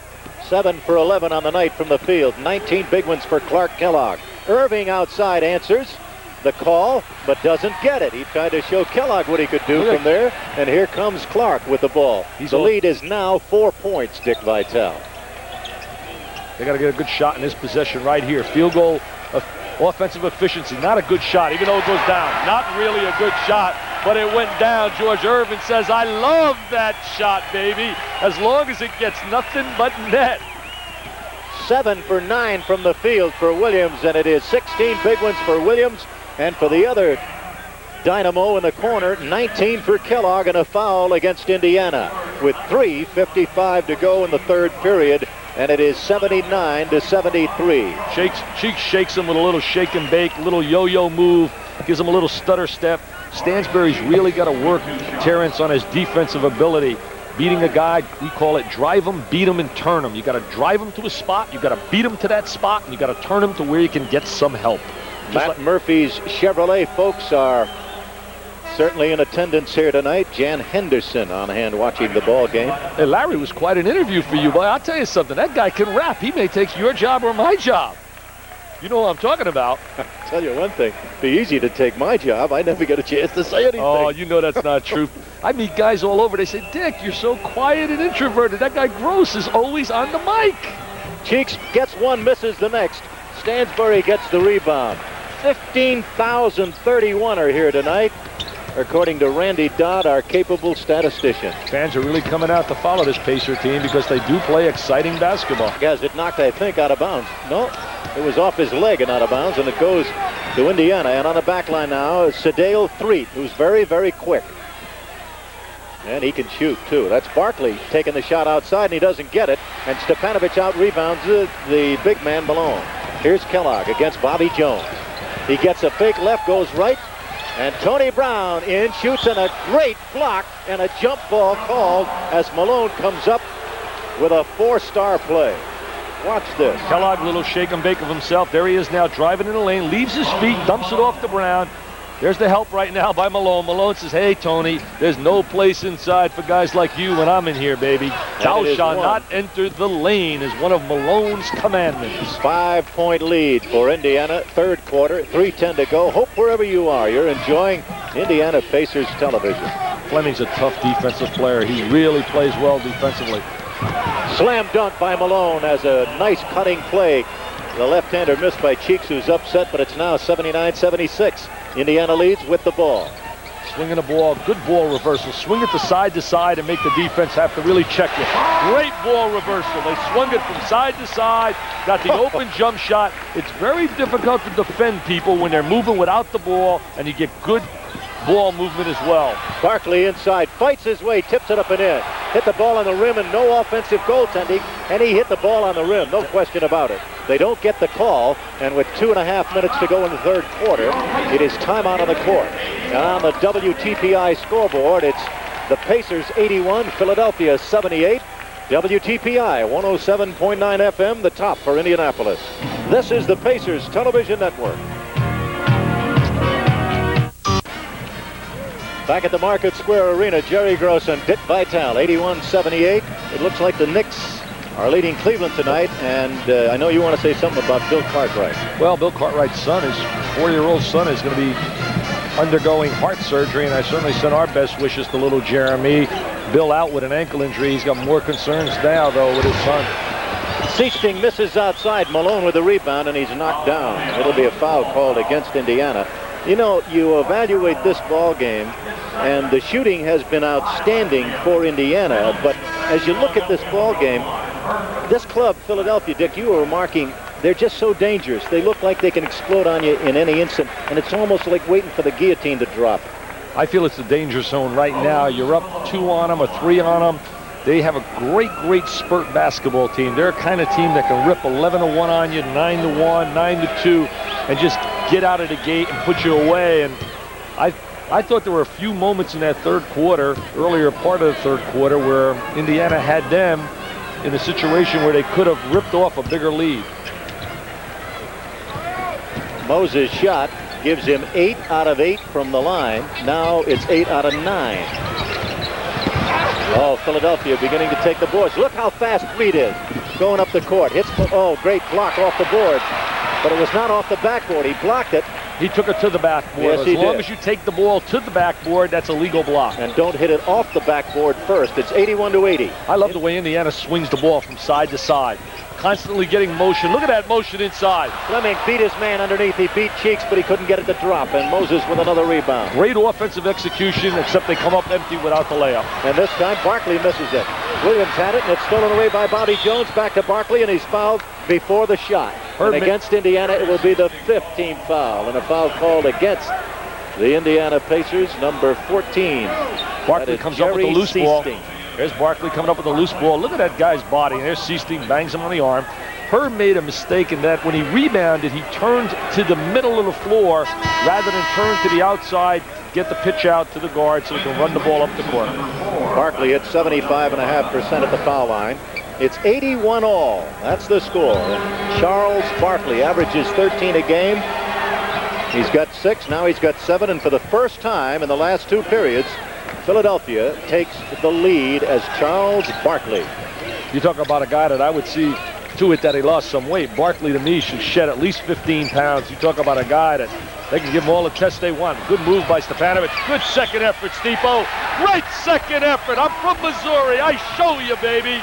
Look at Steepo working inside. Tell you, Dick, we said earlier in the game, Stepanovic, by only getting 2 points early in this game in the first half, could be the positive key in the second half for Indianapolis. This is a great example of it right here. He just really works hard to get this deuce. They'd be mighty proud of him down at the University of Missouri. Norm Stewart watching his big horse go to work. He's only got 4 points, but that doesn't tell you about his presence on the floor. 5 points now for Steepo, and it's 84-82 as Indiana bounces back into the lead. This is Sedale Threet against Fleming. Fleming really knows how to beat you to a spot. He invites you, he beats you with his legs, really works on his day. That's Richardson, and it's taken away by Sichting, and he's fouled by Bobby Jones. Bobby Jones committing the foul.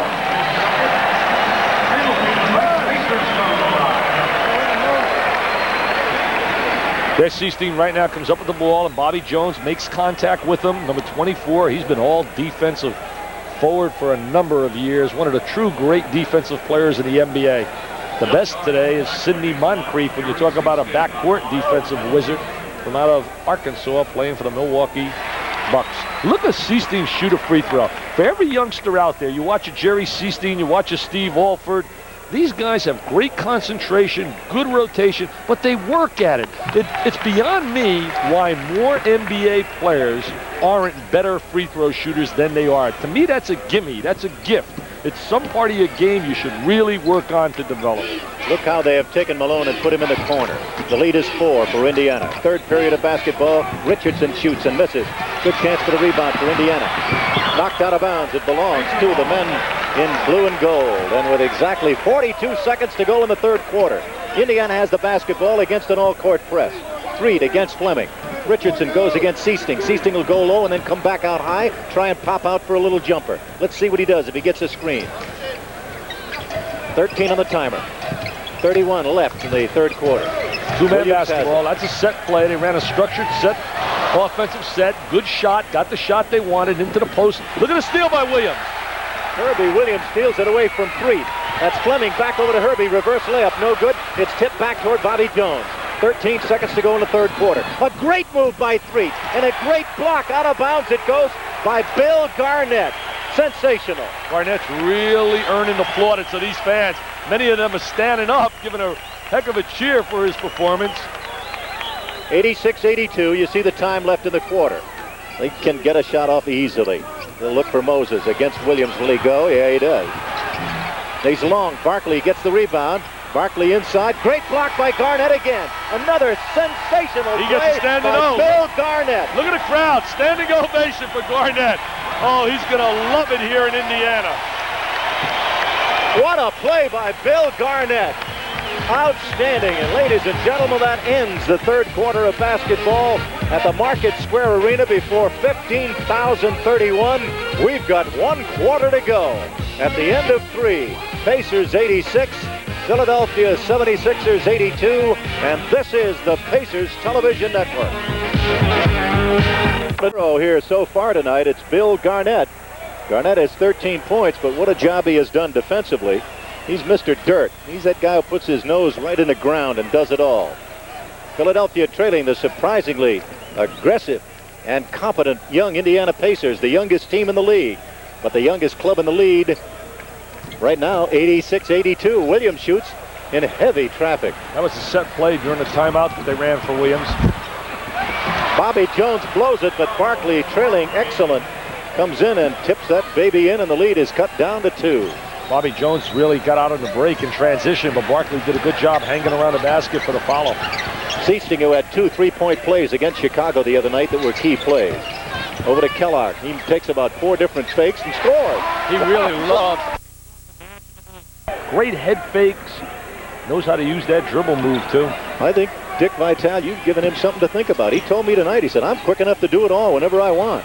Bobby Jones sits and cuts it to a 2-point lead. 11-5 to go in the game. Jones will never hurt you on that basketball floor. Always takes the right shot, makes the good deflection on defense, denies, invites you to people like he's doing there. Bobby Jones is a winner. But he's having trouble stopping Kellogg. A bank shot, no good. And there are a lot of people going to have trouble stopping a guy like Kellogg with all his moves and his ammunition. Really very difficult to stop many of the stars in this league, Jerry. Oh, and Bobby beat Kellogg on that play and got all alone for the bunny on a great pass. Good timeout by George. They're really having a few mental lapses on a defensive end, and you can't have that against Philadelphia. Timeout on the court. On the LS Ayers scoreboard, it's Philadelphia 88, Indiana 88. LS Ayers is the official store of the Indiana Pacers.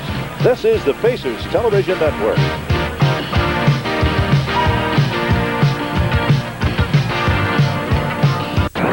Oops.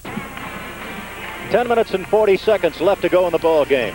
We're locked up at 88 all. Indiana in the gold uniforms. Philadelphia in the red. A great block underneath by Philadelphia. And I think they scored the goal. They should score. Yeah. He got that ball on its downward flight. Good call right here. That ball is, no, the ball already touched the glass. That's why he made that call. Wally Rooney right on the play, showing why he's such a veteran in this league. 25 points for Clark Kellogg. What a night he's having, and the lead is 2 for Indiana. Bobby Jones in the paint. Moses out there taking the shot, and he cans it out there. He's been cold outside, missing 3 shots outside in the first half, but he's got 24 in the ball game now. If he's going to beat you, you want him to beat you from the perimeter.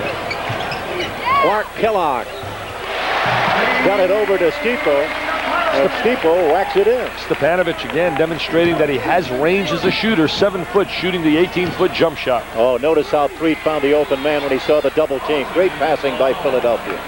They're very unselfish. They know what it takes to win. They play with a team concept, both on the offensive and defensive end. The thing that scares you, Dick, is they got Erving out of the ball game and also Maurice Cheeks out of the game, and here they are now in a 92-all game. They kill you with their bench.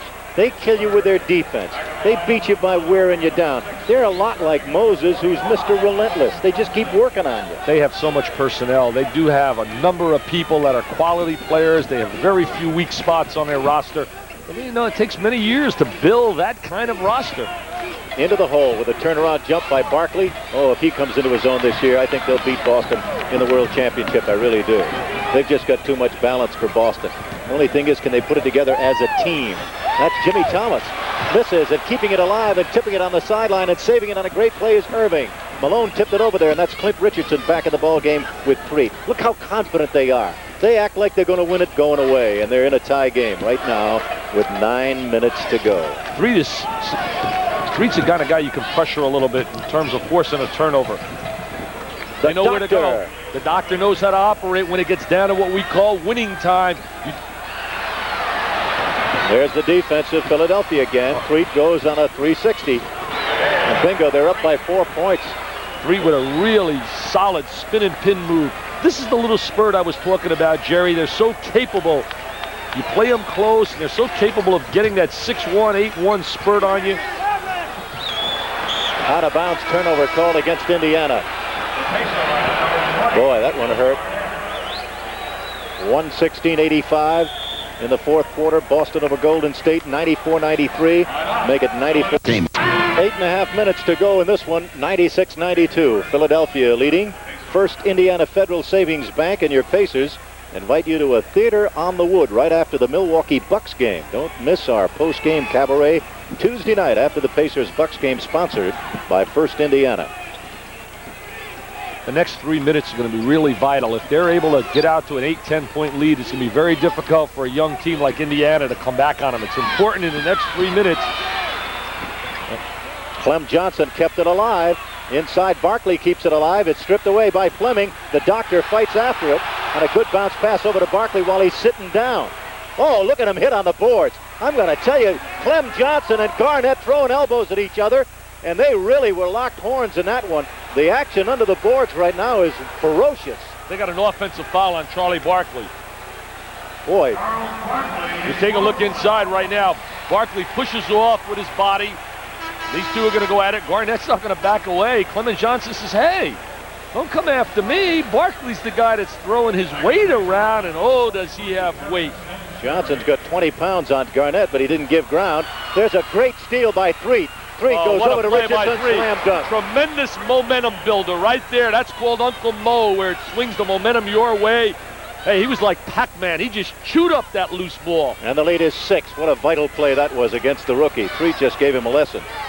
Now in forecourt, they double team. See how they're trapping. They're overplaying the guy with the ball. They're double teaming the man with the ball up high. Their defense is a pressure defense, and they're doing a heck of a job. He just nailed them for an illegal defense. That's why they're doing a heck of a job, right? They've been playing the illegal defense. Not really, Jerry. They rotate over. They get help in the lane. They double up on the basketball. They hide it. They try to bend the rule as much as possible. Remember this, in the NBA, you can't lane up for more than a 2.9 seconds in that lane. It's a 3-second violation on the defensive end as well as on the offensive end. Garnett on the front line. This possession is big. They got to score right here and stop this momentum. Foul called against Philadelphia. They've been very aggressive on defense for the last quarter, and it's brought them back. They were down by 7, and they now lead in the ball game by 6. And the foul gives the Sixers their first team foul, and number 3 on the doctor. We have exactly 7:25 to go in the game. Get a little hairy right now, Dick. They're going to have to get a good shot. Well, they're playing off Stansbury right now, and they're... Oh, did he get a little Hail Mary time that time? They really played off him. You talk about illegal defense. They just clogged the middle and didn't get caught on it that time, and they threw up the prayer, and it was answered, 98-94.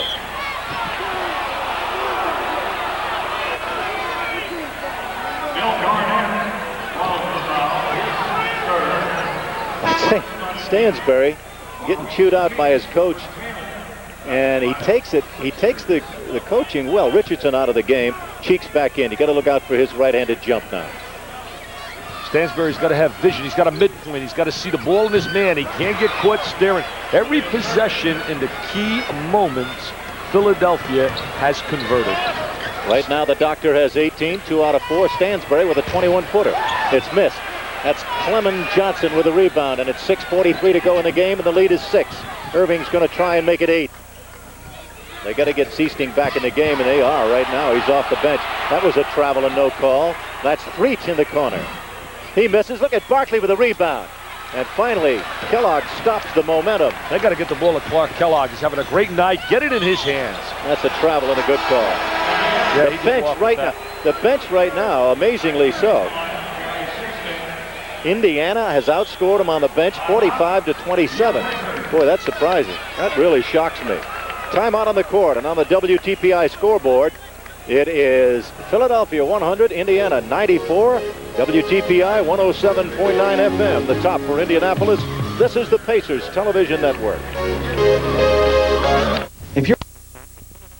As Mo Cheeks brings it up, and in the background, they're starting a wave before the 15,000 in attendance. That's Threet, cross court over to Cheeks. Maurice shoots, banks it in, no basket. 3-second violation. Got the 3-second call. I credit that to George Erving working on the sideline. Go ahead, big fella. You made the play. Now he's signaling, getting to our motion. The crowd with the wave, as it were. Fans really getting enthusiastic and behind this basketball team. 6 minutes to go in the game, and the lead is 6 for Philadelphia. The ball club's got to get a wave going. Sichting was alone for a minute. Into the post to Williams. Williams with 8 seconds to shoot. Gets it up and it's missed. Kellogg behind 3 men, banks it and gets it in. Really works the glass once again. He just has that tremendous knack of getting inside position. Williams with the little shot inside. His former Buckeye teammate says, don't worry about it, Herbie. I'm going to score. 5 minutes and 40 seconds left to go in the game. Hang on to your hats wherever you may be. This may be a knee knocker, baby, right down to the buzzer. Barkley is against Kellogg at the high post. Clement Johnson in the left corner is against Herb Williams. Threet goes inside against Fleming. Erving is up against Garnett. Out of bounds it goes off the fingertips of Sichting, who was guarding Maurice Cheeks. That was a tough break because Barkley really tried to force the action. Now they're going to get Toney on the floor, bring in some experience. and play their regular starting. No, it's not their starters because Barkley's on the floor and so is Fleming Johnson. Fleming is going to have to hug him and a whistle. 5-second violation. Tough defense on the inbounds in a basketball. You got to get that ball in once it's handed to you within 5 seconds, and Philadelphia up against good defense didn't do it. Now with a chance to cut the gap down to 2. The lead is 4. Can Indiana come back? Got to go to your first option. Got to get it to Clark, Kellogg, or Williams. For that basket, definitely. Created because of the good reverse layup. See, he used the basket as a wedge to where the defensive player had to make contact with that net and interfere with it. The lead is 2 for Philadelphia. Sichting really working defensively. Oh, is he working? All you Purdue alumni should love Jerry Sichting. Foul called before the shot against Indiana. And at the line, no, I don't think he's going to go to the line. That should only be number 2 called against the Pacers. They'll inbound it in front of our microphone. They drop it down inside. Sichting attacks Barkley down inside. That's almost a regular play now in the NBA. You attack the post guy down inside with your guard and double up on him. It's called double down. Moses is not in the game, but the doctor is. He banks it and misses by a whisker, but Barkley behind 2 men grabs the rebound. And it's taken away by the doctor. He's bumped, no whistle. Loops it up in the air, and it's intercepted by Fleming. They're getting too many second and third shots. They got to make this one count. Foul called against Maurice Cheeks, and at the line. No, not at the line. It is the second team foul. He was not in the act of shooting. Jerry, not good judgment in transition right here. The ball is given up to Clark just a little bit too early by Fleming, rather than making Clark make that good 45-degree angle cut. So many guards in the NBA, and that takes time and experience and playing the point. Do not use good judgment in transition. Bobby Jones back in the game. Barkley comes out. Jones will now pick up Kellogg. Vern Fleming in the hole, way down underneath, trying to get loose in the hole. Sichting has the ball. The lead is 2 for Philadelphia. We have 4 minutes and 30 seconds to go in the game. Kellogg working one-on-one against Bobby, shoots, and it's no good. And a foul called after the rebound against Indiana, as Julius Erving had the ball and Garnett fouled him, and I believe that's number 3 against the ball club and number 4 against Garnett. They clear out the left side. They isolate Kellogg. He's going one-on-one against one of the best defensive players in the NBA. Bobby Jones gets the shot off. It just didn't fall. Back to live action. Cheeks brings it up. Moses Malone back in the ball game in the high post on the left. Gets it. Goes into the number 2 rebounding spot on the left. Double team. Now Cheeks is alone. They pick him up a second man. Finally, Erving is alone and banks it in, but excellent defense by Indiana. I'll tell you one thing. Cheeks can deal that basketball. He dishes it with the savvy of a Vegas dealer. I'll tell you something. He finds the open man all the time. -4. Sichting with a 21-footer. No good, and Moses Malone with his specialty gets the rebound. This is where guys like Moses and Julius Erving really excel. When you get within the last 4 minutes like this guy, Cunningham, did he excel at pressure time when he wore the uniform for North Carolina and also for the 76ers in the NBA. Stipo back in the ball game will go in the hole now, try and stop Malone, and that'll be something to watch away from the ball. You know, Jerry, a lot of guys in the NBA the last 4 minutes, they don't want to touch the basketball. They want to run to the sideline, run up and down the floor. But you got certain guys in basketball, they want it, and he's one that does. And I guess he should with the kind of bucks he's getting paid. Rebound to Stepanovic, and it's thrown out of bounds by Jerry Sichting, and you don't see him turn the ball over like that. Not a good play by Jerry, especially the heady kind of player he is. Tough break for Indiana with 3 minutes and 26 seconds to go, and they trail in the game by 4. But I will tell you one thing. Look at the way he is working on defense against one of the class point guards in basketball. Some say the best. 4-team fouls called against Indiana. I still don't take him as the best. I'll take Isaiah Thomas because Isaiah can really score on great nights for you. The doctor with a clutch shot, and the doctor is operating, folks. He has 5 out of 8 here in the quarter, 22 points in the ball game. You know, the doc is amazing. He just really makes the big plays day in and day out. That's a traveling violation. That's a good call. Wally Rooney with an excellent call. So now Indiana is down by 6 with 2 minutes and 56 seconds to go. Can't lose your poise here, this Jerry. This ball game is almost out of hand. Not yet, Jerry. Definitely not in 3 minutes in this league. They got to stop them down and get some momentum going the other way. You get it around 2 minutes against this club and you're down by 6, you're in deep trouble. Toney hits the open man and Mo Cheeks. Now you're in trouble. They know how to make you really pay when you try to double up or give help. They spread the defense. They know how to rotate the ball to the open guy. and they get great space relationships on the floor between their players. Sichting brings the ball club back. 106 to 100. 2:22 to go. George telling them to dig in, play some D. Still a chance. A lot of time, but still a chance. But this veteran club, you're going to have to beat them on defense. Erving goes in the post. Toney runs for the pick, can't find it. A whistle traveling, no basket. Good team defense. They gave help to one another. They put some pressure on a basketball on Cheeks, got the ball out of his hands, and they forced the turnover. 2 minutes and 6 seconds to go. Down by 6. Indiana brings it up. You got to convert on this end after forcing a turnover. Conversion is so vital to you, especially when you're down this late in the game. Stepanovic misses it. Moses Malone goes the other way as the rebound's taken off by Cheeks. Over to Jones. There's Moses alone, but is deflected past to Toney, and he scores almost while he's knocked down. No whistle. Basket counts. 1:45 to go, and it's a lead of 8 for Philadelphia. Jerry, they have so many weapons. They can hurt you in so many different areas of the floor, from the point, from the wing. You know, I was talking a little bit earlier about the best point guard in basketball. The reason I give the nod to Isaiah, as I said earlier, he can also score big numbers for you. He's almost what we would call a combo guard, a guy that can play the point and the second guard slot, where Cheeks is a pure point guard. And I'm not classifying Magic Johnson as a point, because to me, Magic is just a flat-out player, as is Larry Bird. Well, when you evaluate this ball game and you look at it, in the final analysis, you say this one really a big lift in this game has to go to the doctor. He's made the vital shots here in the fourth quarter, as we said, coming in with 4 field goals in 7 attempts, and tough shots indeed. Their defense played well, and you just got to give this club a lot of credit. This is a ball club that beat Indiana by 21 points in Philadelphia without Andrew Toney. And Toney tonight has 18, and yet they're only leading by 8 with 1:45 to go. Well, they were extended. They've been challenged all night long. Indiana has just battled and battled and battled, and has played really good basketball, because let's be real about it and be realistic, Jerry. We're talking about a basketball team here from Philadelphia that's one of the elite. When we talk the elite, you're talking Boston, LA, and Philadelphia. Those teams have so much in the way of talent. And you look at Indiana's roster and experience. We said it off the air. Julius Erving has more experience by himself than the total Pacer roster. And this ball club has won 68.5% of all its games in the last 8 years. And Herb Simon should not be discouraged, nor should Melvin Simon. This ball club has really given this fine team fits here tonight. I want to remind you that this broadcast is brought to you in part by the men and women of the Amex Coal Company, a division of Amex Incorporated, a worldwide energy and minerals company.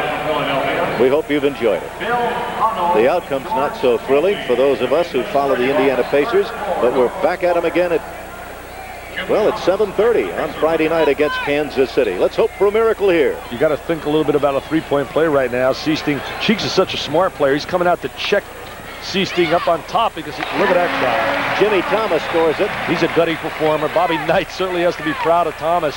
He scored in this league, and a lot of people questioned whether or not he'd be able to score in the NBA, but he said, hey, I scored at Fort Lauderdale. I was a heck of a scorer in high school.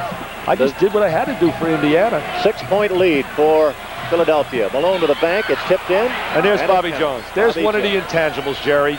Always in the right place, the right time, defensively, offensively. Came off the bench tonight and gave his club 6 points. And that's what they really needed. Sichting drives, and an offensive foul to be called against, I think, Herb Williams, who set the pick. 1 minute, 12 seconds to go in the game. Indiana down by 8, and Philadelphia has the ball. He rotates Tony Brown in right now to get a little bit more speed on the floor. He used the whole full court to try and pick up the tempo and maybe rotate into a double up. There's the double up. There's the rotation. Double up on a point guard. And they hit the open man, Bobby Jones. But Moses dropped the ball with 1 minute and 3 to go, and his club leading by 8. Well, the trap forces the turnover. Philadelphia got it in the hands of the right guy. Jones posting up to the open hole in the middle of the floor. Stepanovic, a 3-point attempt. No good. Back Sichting with a 3-point attempt. 4 if it goes. He got fouled, I thought, on that. No whistle for the foul. Here comes Philadelphia with 45 seconds to go, and this one looks like it belongs to the 76ers. Good trap. Good trap. Good trap. Blocked out of bounds by Indiana. 40 seconds left in the game. The lead is 8 points for Philadelphia. Jerry, when you're rotating and trapping the way Indiana is right now, an experienced team like Philadelphia can really make you pay for that trap by rotating it over to the weak side and finding the open guy. However, they have no choice, Indiana. They have to trap and they have to use the three-point weapon. 40 seconds left. We hope that you'll join Peck's Menswear, WZPL, and your Indiana Pacers for a night of basketball and magic. Kansas City comes in with a new offense, a new coach. Phil Johnson took over. They have a fast-moving offense. Should be exciting because Jack McKinney is no longer there with his half-court offense. Blackstone the Magician comes in, and after the Pacers-KC game, join the fun with Magic, the Magician, Blackstone. And if you bring your oldest, ugliest tie to the game, watch Blackstone and Peck's turn it into a brand new one. 22nd timeout also now by Indiana. You know, you mentioned Phil Johnson. He did a solid job in his previous stint at Philadelphia as a head coach. And right now, I think they're going to play an up-tempo kind of game like Utah, where he served the Don Rickles of coaches, Frank Layden, on the sideline, and they played that fast-paced game. Adrian Dantley is back in great form, scoring like crazy, the former Notre Dame superstar. He broke his toe, though. I think he might be out for a couple is that of right? weeks. I didn't see that. I must have missed I'd love to see Frank Layden do a game on television with you. You two guys would be sensational. Thank you. I don't know about me. I know he would be. This game is brought to you in part by the Coca-Cola Bottling Company of Indianapolis. Coke is it. 40 seconds left in the game. Philadelphia with the ball, and they lead by 8. Bobby Jones. Look at the way they rotate. That's a skip pass. You throw it right over the top of the defense. Foul called against Thomas. Jimmy Thomas of India. Hey, you mentioned Indiana and Jimmy Thomas and Bobby Knight in town. College basketball, a big one. Indiana and Louisville this weekend on a Saturday afternoon, kicking off college basketball. And the Hoosiers are absolutely loaded. Bobby Knight can cry all he wants. His second team, his second unit could be a top 20 team in the nation. They have so much depth. And they got the master Michelangelo on the sideline and Mr. Robert Knight. 7 points for Richardson. You picked them to finish, what, 8? Oh, I think they're going to be a top 5 team in the nation by the end of the year. I really do. I think that they are just outstanding as we look at Richardson. Louisville has lost some key people. They got a great, sensational young kid, Kevin Walls, coming out of high school, led the nation in scoring, but I think they're just a little too young for Indiana right now, this early in the season. 28 seconds to go. The three-point shot's no good. And out of bounds it goes. It belongs to Indiana with 24 seconds left in the game. And the good Sixers effort here, leading 112 to 102. No, it goes back to Philly. Out of bounds it goes. Last touch by Philadelphia with 22 seconds to go in the game. Philadelphia's going to have to really solidify that power forward slot. I don't believe Sam Williams is the answer there. I'm not sure. I don't think Ivoroni is the answer. He's obviously in the doghouse. He didn't even get off the bench tonight. I think the guy eventually should be playing there, but they're trying to make him earn his minutes. Charlie Barkley. Good move by Fleming. Good, strong move. The Georgia Peach takes it to the goal. 12 seconds to go. 112 to 104. Indiana trailing. They get the ball back. Put it down, Three-point Jimmy. attempt by Jimmy Thomas. He's got it. Hey, listen to me. All right, Jimmy T. 5 seconds to go. The lead is 5 for Philadelphia. There's no quitting this ball 4 club. seconds to go now. You know, there's no quitting these young kids. They're going to be relentless like this all year. That's the ball game. It's all over. Bobby Jones ices it by hanging on to the ball. And the final score, Philadelphia 112, Indiana 107. We'll be back with a recap of the ball game. This is the Pacers